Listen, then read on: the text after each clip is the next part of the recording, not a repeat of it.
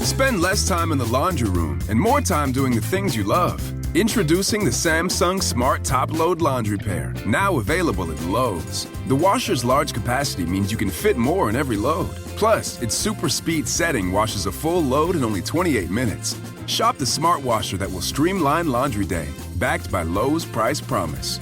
Based on using super speed on a normal cycle with an 8-pound load. Terms apply. See Lowe's.com/price promise for details. U.S. only. Have we figured out how to explain deja vu? How do chameleons do that thing they do? Do you really need to wash your blue jeans? Yeah, you do, but how often? Hey, my name's Mike Simpson. I've got a podcast about curiosities.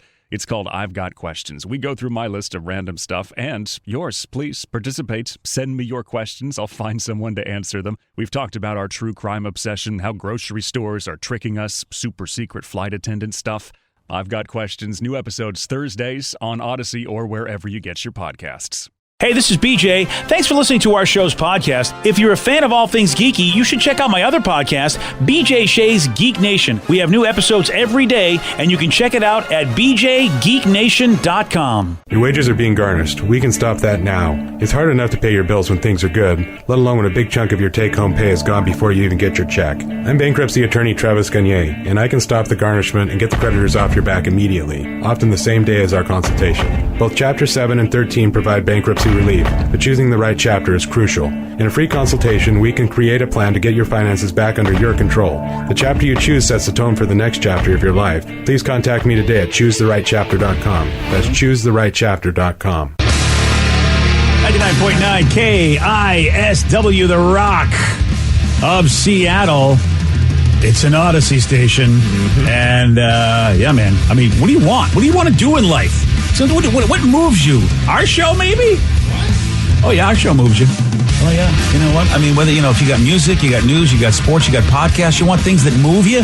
Want things that are part audacious, part awesome, part audio? What is it? Part Odyssey? Audacious, audio, Odyssey. I feel like awesome should be in there, you know what I mean? We gotta talk to somebody. Yeah, we really. And next time I have a talk with one of the big mucky mucks, I'm going to say, "Are you sure we're not part awesome?" Because I think we're at least part awesome. Or are we full awesome? Oh, maybe. Oh, you never want to go full awesome, Steve. Yeah. So listen, you want the Odyssey app? It's easy to get. You just go to where you get your apps and just remember it's AUDACY Odyssey. Let's play B Migs. It's time to play the game. Yeah. So everybody scream his name. B Migs. Don't be a loser. Oh, B Migs. You're a loser. It is time to be Migs, but it's Wednesday, which means there's going to be a whacking. Whack it. Let me see everybody do their Mr. Wacky then. All right. Whack it. Yeah, everyone today is Mr. Wacky or Mrs. Wacky or whichever wacky you desire. Let's get to our contestant. We got Stephanie and Everett. Stephanie, are you there? Yes. Excellent. Yes. Let's do this, Stephanie. All right, Steve, get out of here. Whack it. For those playing at home, Stephanie will have 60 seconds to answer 10 questions. Stephanie, you can pass all you want, but you will only get 3 guesses per question. Are you ready? Yes. Michael Che is a comedian who is also a member of what sketch comedy show? Saturday Night Live. Yes. In the cartoon, in which city did Fat Albert live? Pass. What city has the most population in Australia? Sydney. Yes. Ron Weasley is a character from which fictional movie franchise? Harry Potter. Yes. What is the slowest animal in the world? The slowest? Yeah. Snail? No. Sloth. Yes. In what decade did Malcolm X pass away? The 80s. No. 90s. No. 70s. No. Peter Mayhew was most known for what Star Wars role? Pass. What country gave the Statue of Liberty to the U.S.? France. Yes. In which state does the Sturgis Motorcycle Rally take place? State? Yeah. what South state? Dakota. Yes. What is the primary liquor by volume in a Sex on the Beach cocktail? Vodka. Yeah. 1, 2, 3, 4, 5, 6, 7 correct. Alrighty. Not too bad. No, that's a pretty good score right there. Yeah, not bad. Yeah, if you were, if you're in grade school, you would have gotten a C, which is passing. If you were in the major leagues, you'd probably be getting a $10 million deal right now at least. Oh my goodness, yeah, absolutely. At least. Yeah. What am I talking about? She'd be getting a $100 million deal for 1 year. Yeah, exactly. Like, those are really good stats on that one. Steve. Yes. Are you ready? I'd like to give a quick shout out, though, and dedicate today's hopeful win to the wifeski. It's her birthday. Happy birthday! Happy birthday, Sid. You know I love you. Wow. I show it to you every day. Aww. That's right. Your love, that is, right? Yeah. Well, everything. Oh. Okay, that's all of the above. Oh, boy. That's a bad birthday. Try harder today. Nice. I don't think that's the right word to use. Or is it? Are you ready? Oh, yeah! Michael Che is a comedian who is also a member of what sketch comedy show? Saturday Night Live. Yes. In the cartoon, in which city did Fat Albert live? Hey. New York. No. Oh. Chicago. No. Oh. Los Angeles? No. Oh. What city has the most population in Australia? Melbourne. No. Sydney. Yeah. Hey. Happy birthday, Sydney. Ron Weasley is a character from which fictional movie franchise? Hey, my wife's favorite. It's Harry Potter. Yes. What is the slowest animal in the world?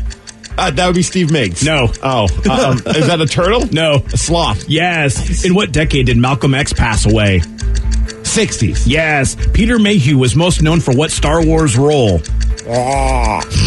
Chewbacca. Yes. Wow. What country gave the Statue of Liberty to the U.S.? France. Yes. In what state does the Sturgis Motorcycle Rally take place? Vegas. No. Oh, wait. Nevada. No. South Dakota. Yeah, but too late. Oh, 1, 2, 3, 4, 5, 6, 7. It's a tie! On your wife. Nice work, Stephanie. That's the second time I've tied. I want to get the song. I'm with you. I support that, Stephanie. Someday you'll get the song, Stephanie. Thank you for playing. So close, Someday. Steve. I was thinking Burning Man.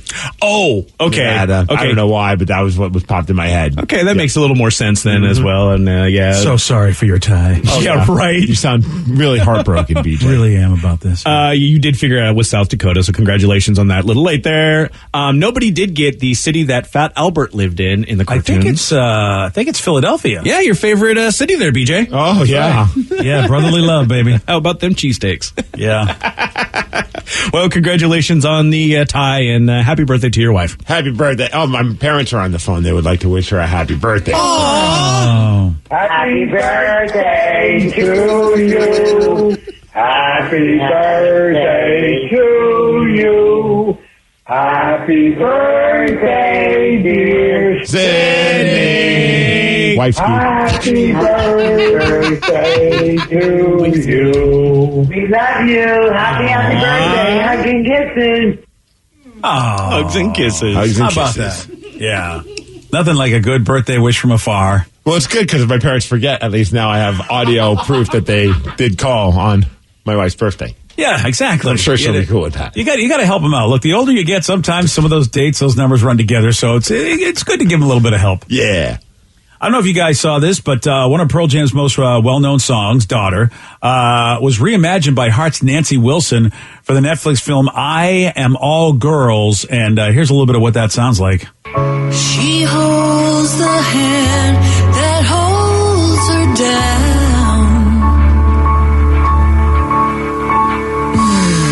She holds the hand that holds her down. She will rise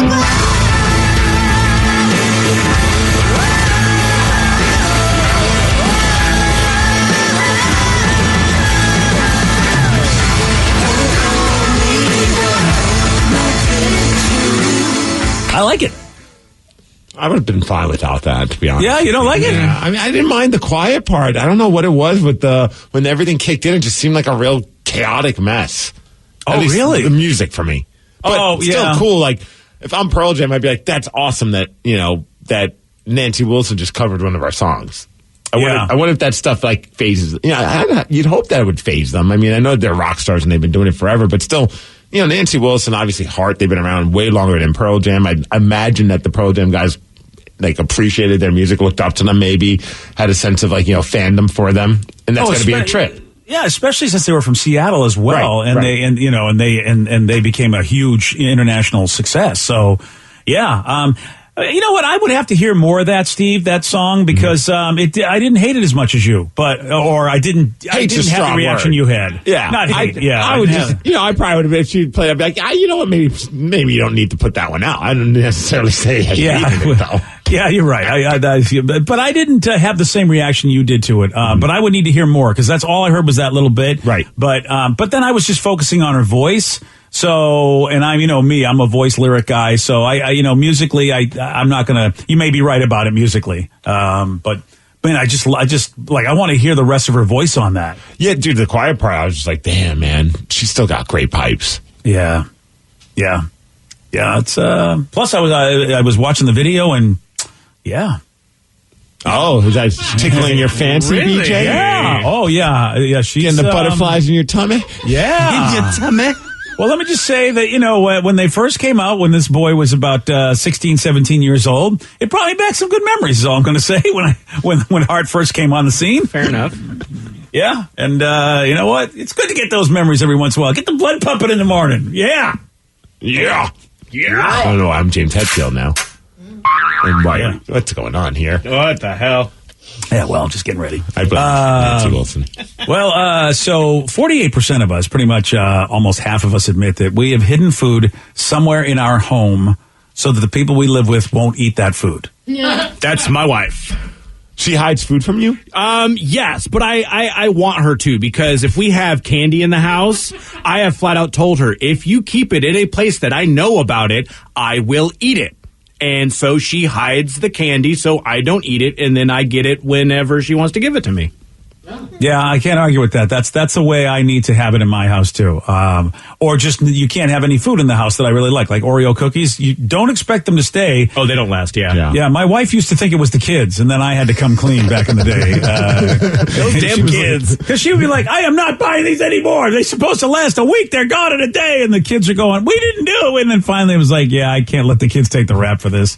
How long did you let it go until you finally? Yeah, right. Well, listen, I'm not going to tell you how long that was, but yeah, it was longer than it should have been. I obviously I don't do it now just because my wife doesn't want to eat the crap that I like, so she's just like, yeah, I don't have to hide it. But when I had a roommate and any of the roommates, the roommate situations were the worst with that. I'd have to find anywhere to hide food because everyone was just like starving savages in our house. Like it was just like looking around for anything.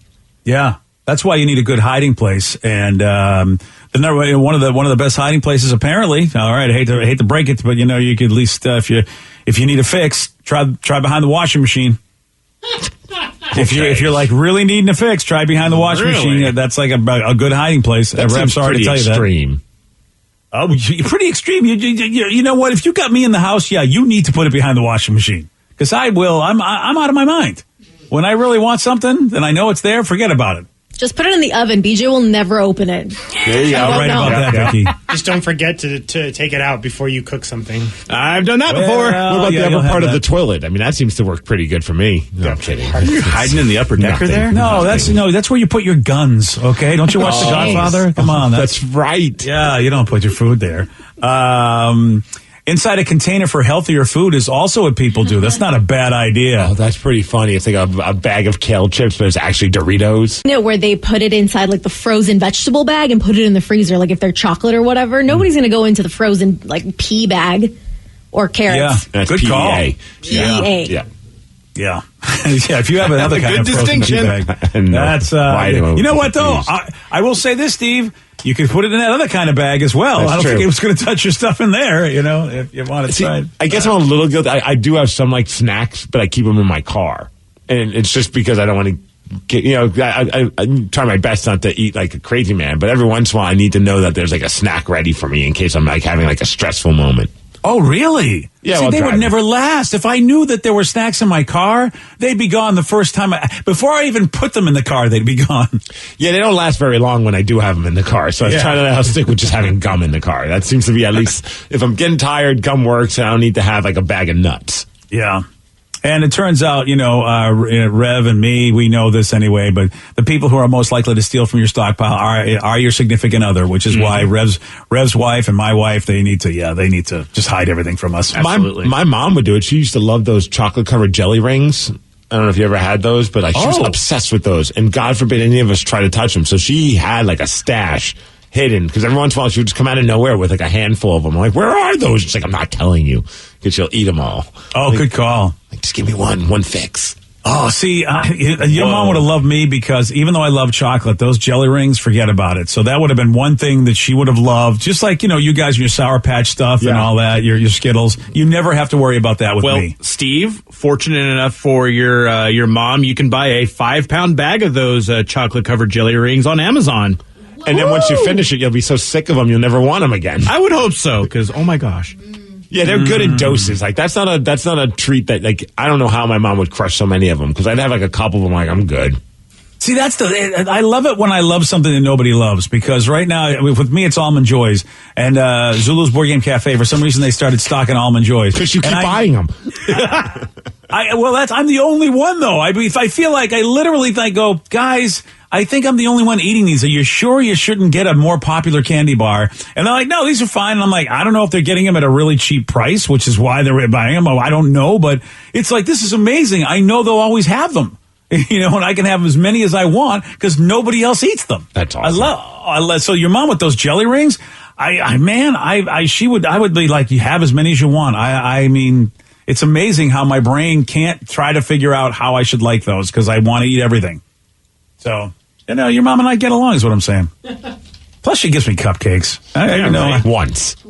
That's all, but that's it. That's all it takes. 10 years ago, and still enjoying those cupcakes. I know, 10 years ago, and I still have great feelings about your mom. It's like, she's mom of the year, because she just came to me randomly and said, I saved these for you. And I'm like, wow, your son's getting married, so much is going on, and you still found time to give me cupcakes. I just thought, what a great mom.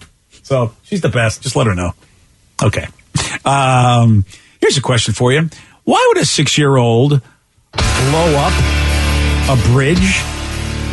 Yeah, 6-year-old blow up a bridge. Why? You're going to hear what happened at 7:17 on The Rock. BJ and Migs, mornings on The Rock, 99.9 KISW. 99.9 KISW, The Rock of Seattle. A 6-year-old from Austin, Texas survived leukemia and got to blow up a bridge. Those are two cool things right there. I mean, first of all, double whammy. Dude, it's so wild, man, because I remember when I was growing up, leukemia was nothing you survived from. So the idea that technology has gotten that good that a little kid like that, because I remember we had a kid that age in my school. And I remember I was a kid like, first, second, third grade, and we had lost one of our classmates to leukemia. So this is really cool that Austin was able to survive it. And then, of course, by the way, gets to blow up a bridge. Was it a bridge they were planning on blowing up, or you just decided that's the bridge he doesn't like? And they're like, sure, kid. So funny. No, I'm sure it's a bridge. That bridge in particular. Right. I hate that bridge. It was a happy story, and now Austin's in jail. Right. Yeah. Or I don't know, his name is Archer, actually. Archer. And Archer from Austin. And it's all part of the Make-A-Wish Foundation made this happen, along with the Texas Department of Transportation, and they let little Archer demolish an interstate flyover.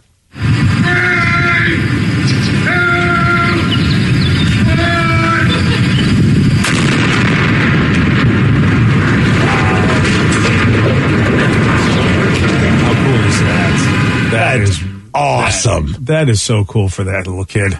Yeah. Man. I mean, the great news, finding out that you're healthy, and then on top of it, you get to blow something up. I mean, yeah, it's 6 years old. I mean, that is really like one of the coolest things ever, is you just get to blow things up. I don't think you can really beat that at 6 years old. At 6 years old, let me do it now at 42. Right. I would say 6 or 60. Who cares? You're blowing stuff up. That's got to be the coolest feeling ever. So do you think it was like something like where they're like, hey, Austin, now I did it. Archer, is there something that you've always wanted to do? He's like, I always wanted to blow something up. And they're like, hey, do we have anything that we need to blow up? And then they realize, we have a bridge. Or was it like, hey, Austin, would you like to blow up this bridge? And he's like, hell yeah. Like, I wonder how it all started. Yeah, you're absolutely right. Well, the Make-A-Wish Foundation, because I know a buddy of mine that works on that, and boy, they really bust their ass. A lot of those volunteers and a lot of folks, I mean, because I've witnessed him, he's played some games with us, and then he's had to go take a phone call, and he's been like, he'll spend a lot of time just ducking out, working on stuff all hours of the day to try to make a lot of these wishes come true. So, or is that his excuse to get out of a board game situation with you? That too. I've got to make a wish dilemma. I got to go, BJ. I would like to think he's being a good guy as opposed to probably reality. But yeah, it's really, I would hope for their sake, Steve, it was that the kid said, he was like, hey, I want to, there's a bridge to be blown up. Would you like to blow it up? And the kid said, yeah, as opposed to them having to really hunt around and go, how are we going to blow something up for this kid? This kid is so cute, too. I'm looking at the picture of him. He's got like the reflective outfit on and then the helmet. But then they also gave him what looks like the old school. Remember, like you see in cartoons when they blow something up, like the TNT pump. The TNT pump. The plunger. Yeah, the TNT dynamite plunger. Yes, they did it up right for him. Oh man, that looks awesome. Because I'm sure it's just a button they could hit. Right. But they really went the extra mile to create like that whole TNT thing. Oh man, you're right, Steve. That's straight out of a cartoon. You're right. It's amazing. Man. Oh, you're like Wile E. Coyote. That is so awesome. Right? Oh. Well, hopefully not like Wile E. Coyote actually does, and it doesn't blow up in your face. Right. Yeah, this actually worked. Yeah, this was Acme safe lands on his head. We don't want any of that. Yeah, right. We didn't want that. How about that? Little 6-year-old Archer got to blow up a bridge, all part of the Make-A-Wish Foundation. That is awesome. It's the lukewarm topic of the day. All right, well, that is a cool thing to do as a person in your life, blowing up a bridge. How about you? We want you to finish this sentence. Looking back on it, I'll never forget the time that I got to do blank. 206-421-ROCK. Text us at 77999. Finish this sentence. Looking back on it, I'll never forget the time that I got to do blank. We got your calls, we got your texts after Nirvana on The Rock. BJ and Migs, mornings on The Rock, 99.9 KISW. Spend less time in the laundry room and more time doing the things you love. Introducing the Samsung Smart Top Load Laundry Pair, now available at Lowe's. The washer's large capacity means you can fit more in every load. Plus, its super speed setting washes a full load in only 28 minutes. Shop the smart washer that will streamline laundry day, backed by Lowe's Price Promise. Based on using super speed on a normal cycle with an 8-pound load. Terms apply. See Lowe's.com/price promise for details. U.S. only. Hey, Washington. Delta Dental is on a mission. Our state has a lot to smile about, and we think those smiles should be healthy and bright. That's why our Tooth Fairies taught over 30,000 kids the importance of dental care. Whether it's in the classroom or online, they make good habits stick and spread a little magic along the way with free programs, parent resources, and of course, toothbrushes. The Tooth Fairy experience is helping us get closer to being 100% cavity-free. Learn more at cavityfreewa.com. Hey, what's up, everyone? You find yourselves trying to get your Craig Mack on and put some brand new flavor in your ear? Well, funny you should mention that because we have a brand new show that you should check out. It is called Pod Sauce. It is your podcast discovery show. Everyone's always looking for a podcast recommendation. We got lots of them for you, from true crime to pop culture. And you can join us each week as we dish on all of our favorite podcasts out there. So make sure you download the Odyssey app and search Pod Sauce or head on over to podsauce.com. We got you covered, guys. 99.9 KISW, The Rock of Seattle. A 6-year-old leukemia survivor got to blow up a bridge. Based on this, finish this sentence. Looking back on it, I'll never forget the time that I got to do blank. 206-421-ROCK. Text us at 77999. April texted in saying, I'll never forget the time that I got to hug Nikki Sixx. What is this hug stuff that we speak of? I don't even know what that means. Such a foreign concept now. Right? Yeah. You touched Do you think that's a code? Do you think that was code? Jeez, you just went from 0 to 69 real quick, BJ. Look, man, if you know what I mean? She said hug, not mouth hug. That's what I'm saying. But, you think that's the story that she tells? Because, look, Nikki Sixx is from back in the time where people were doing what they were doing, having a great time in life. Sex, drugs, and rock and roll. But we don't know what era of Nikki Sixx that she's talking about. Could be nowadays Nikki, which is a lot more reserved. Yes, that's a good point. Yeah, you're right. Because I don't think any, but I feel like there's a lot of like Volvo driving soccer moms that would not tell you what they did back in their Whitesnake days, you know? I feel like people will probably share those. I don't know. Yeah, you're right. I guess you have an image to protect. So, oh, yeah.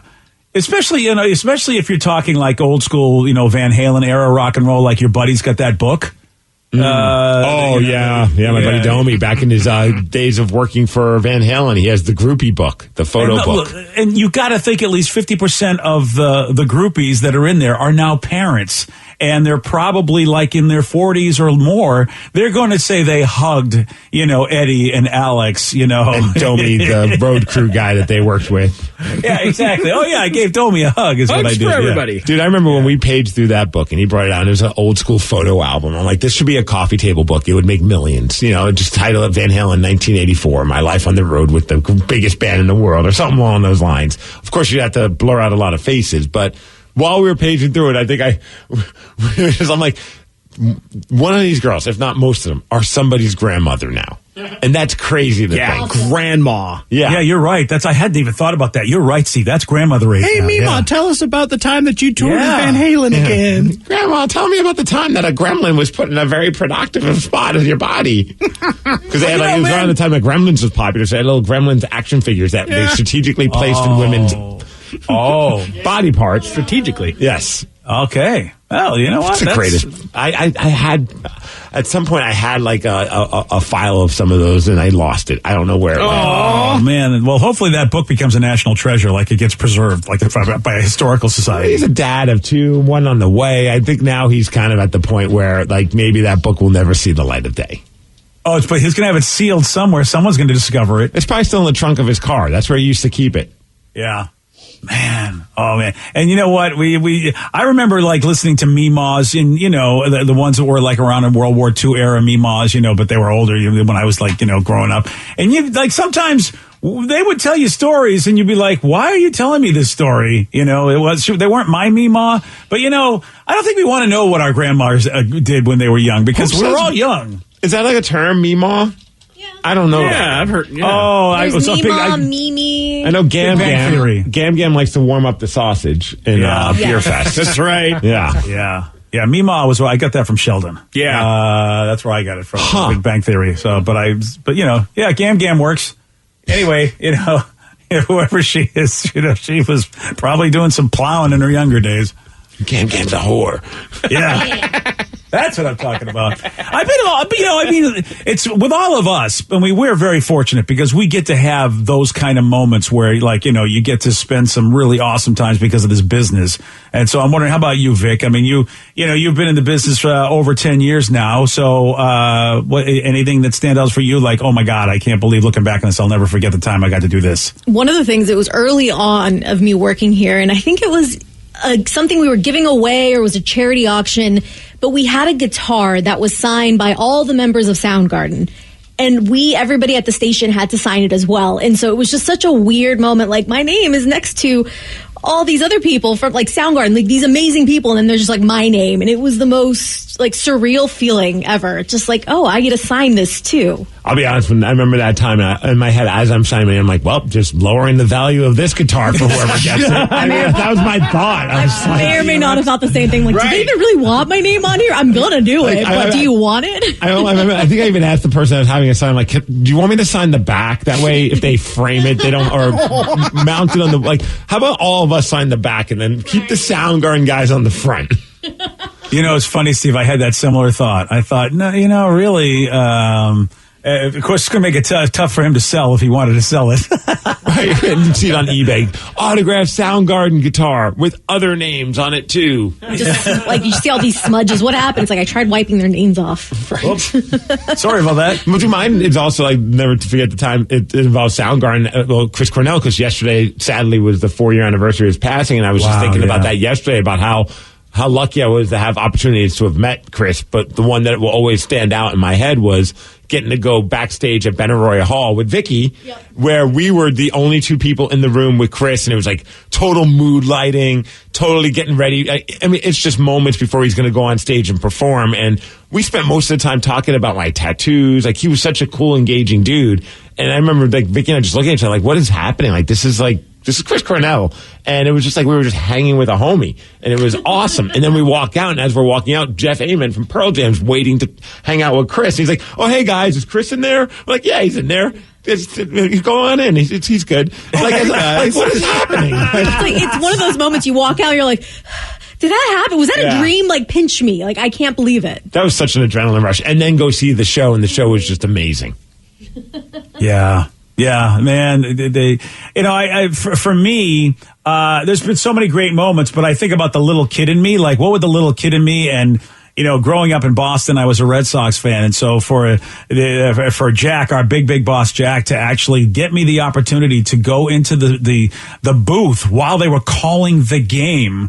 The two radio announcers for the Red Sox and guys I grew up listening to, and I'm like, oh my God. And and Dave O'Brien couldn't have been nicer. Like, it was just myself and somebody else, and then the two broadcast guys. And I'm like, okay, you know what it's like, Steve. We're doing our job, and we welcome people into the studio. So I was like, all right, I'm going to try to be cool. But man, it was just like so welcoming. And then just to watch him do that, like the 10-year-old in me was just jumping up and down. Because it was a dream come true, just loving that team and loving all those announcers all those years. And then to be in that booth, it was like, whoa, and that's the one thing that I will never forget. It's like, of all the cool stuff we've done in this job, that's the one thing. I was like, wow, like, the 10-year-old in me was like, finally you did something good with your life. Was there a party that wanted to like just make some kind of a sound or a noise just so that you could be heard on the broadcast? Like whatever it may be, like a belch or just like a reaction or something so your voice would be heard? Well, I will tell you, I sometimes like here.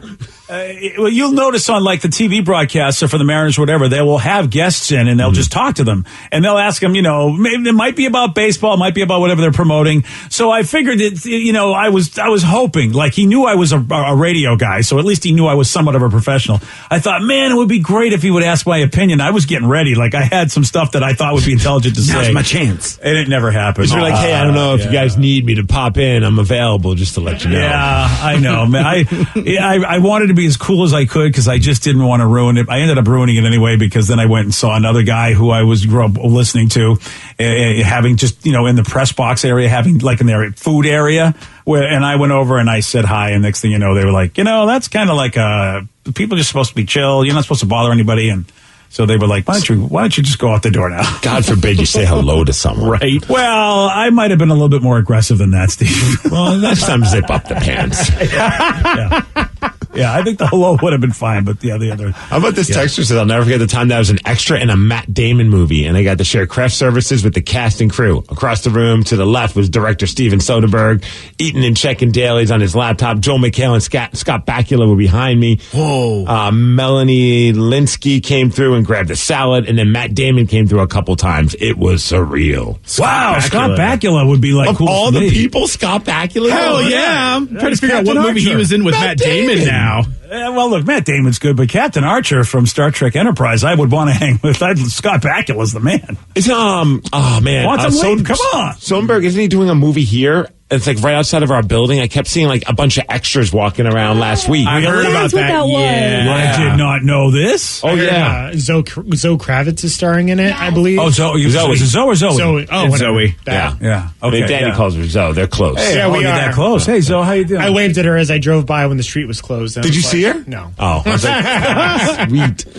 Ooh, so we got a movie being done in Seattle now. It's called Kimi, Kimi, and it's about it's a thriller. So it's going to be one of those movies. About a tech worker. Yeah, and I know it's like super like that. Like I know a few people that are extras and they can they can barely post any pictures. Like they're so like people want to share, of course. But they're like, here's me in a closet. I'm okay. It's okay to post this picture, but I can't show you anything else. They are super strict about that. I did extra work back when I lived in Albuquerque because there's a bunch of filming going on there, and I was in a movie with Colin Farrell, and they were like, they confiscated your phones and put them in lock boxes because they were like, we don't want anything being shared at all. You get so many extras, there's going to be somebody that's going to try and push the limits. Yeah, especially because it was like a party scene. So we were like in a club, and we were just like, no, you do not take pictures of Colin Farrell. Oh, really? Oh, or Anton Yelchin was also in it too. Oh, the late Anton Yelchin, yeah. Going back to Vicky's Soundgarden guitar story, so it says whoever's the one that thought it was a good idea for the station staff to sign the Soundgarden guitar should be fired and kicked in the nuts. Just saying. We agree.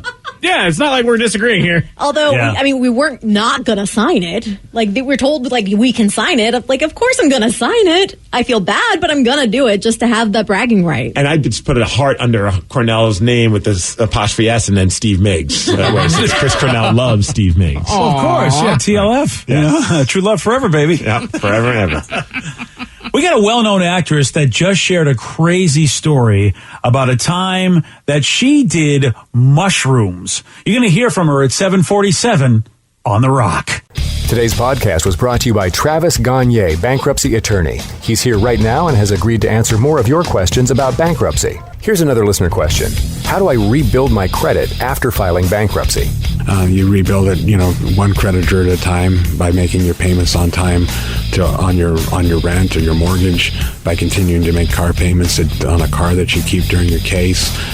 You can also, as I said earlier, you can almost always get a credit card almost immediately after filing bankruptcy.